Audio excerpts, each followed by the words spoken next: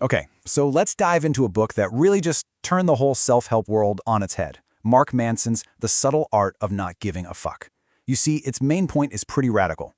It says that a good life isn't about running around chasing positivity. No, it's about getting good at dealing with the bad stuff, and, maybe most importantly, figuring out what's actually worth caring about in the first place. And it all kind of starts with this really strange message: don't try. I mean, this was literally etched on the tombstone of the famous writer Charles Bukowski. So what in the world is that supposed to mean for a guy who, against all odds, ended up being a massive success? Yeah, Bukowski's life was, well, it was no fairy tale. For decades, the guy was a clerk at the post office, basically just drowning his failures in booze while every publisher out there rejected his work. He was a loser, plain and simple, and he knew it.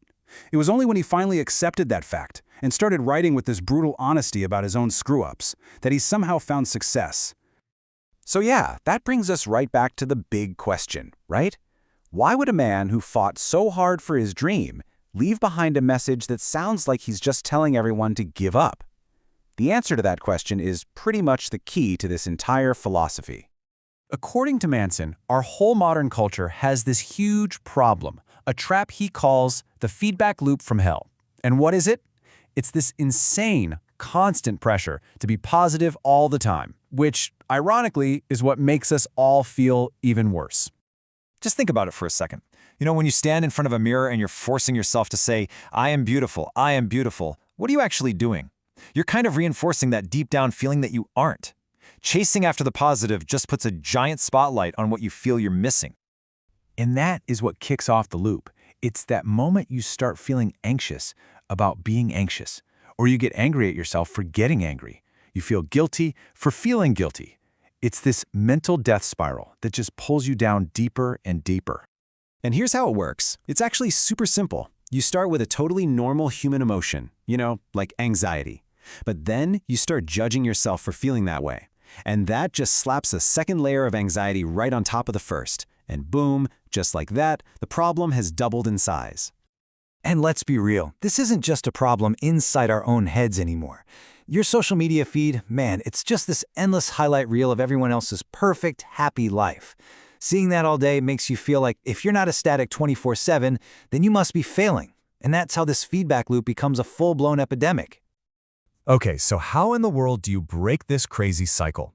Well, Manson points to this really powerful philosophical idea that just completely flips how we think about happiness and struggle. Now, this is a real mind-bender, so stick with me. The idea is that wanting a positive experience is, by its very nature, a negative thing. But, and here's the paradox, accepting a negative experience is actually a positive thing. So, the way forward isn't to dodge our bad feelings, it's to go right through them. This whole concept, which comes from the philosopher Alan Watts, is called the backwards law. The desperate chase for happiness is what makes you miserable. Constantly trying to get rich can make you feel even poorer. It's like everything works in reverse. But here's where it gets really interesting. The flip side is where the magic happens. So many of the best things in life come from embracing a negative experience, right? The pain and struggle of a workout, that leads to good health. The discomfort of a really honest, tough conversation, that can build trust. The negative path is often the one that leads to a positive place. All right, so this all leads to probably the most practical and I think the most powerful question in the entire book. It's not about what you want to enjoy in life, it's about what pain you're willing to put up with. This one question just reframes everything. Instead of chasing some vague destination like happiness or success, it forces you to focus on the journey, on the process. What problems are you actually willing to wake up and solve every single day?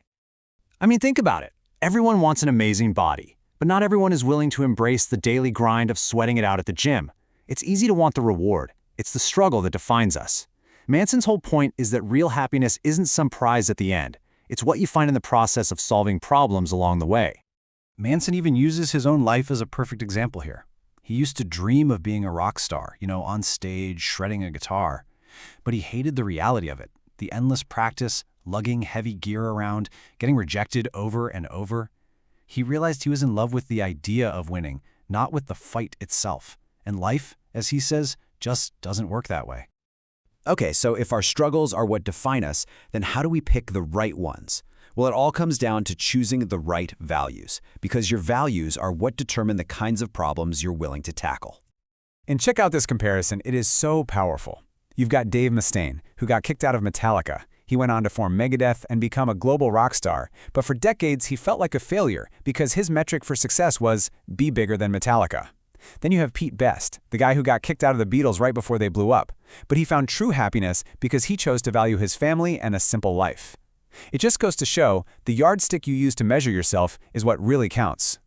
So Manson basically breaks down values into two buckets: good ones and, well, what he calls shitty ones. Good values are internal. They're things you can control, like being honest or creative. Shitty values, on the other hand, are external. They depend on other people, things like being popular or needing to be right all the time. One of these paths leads to growth. The other one pretty much leads to endless frustration. And that's really the ultimate point here, isn't it? If you choose good, process-based values, you don't find joy just by reaching the top of the mountain, you find it in the day-to-day struggle of the climb itself. It all boils down to this one powerful idea. In the end, your identity, who you really are, it's not defined by what you want or even what you achieve. It's defined by the problems you choose to take on and the pain you're willing to endure to solve them. And that leaves us with one final blunt question to think about. A question for you. What struggle are you choosing? What problems, what shit are you willing to deal with? Because the answer to that might just be the answer to everything.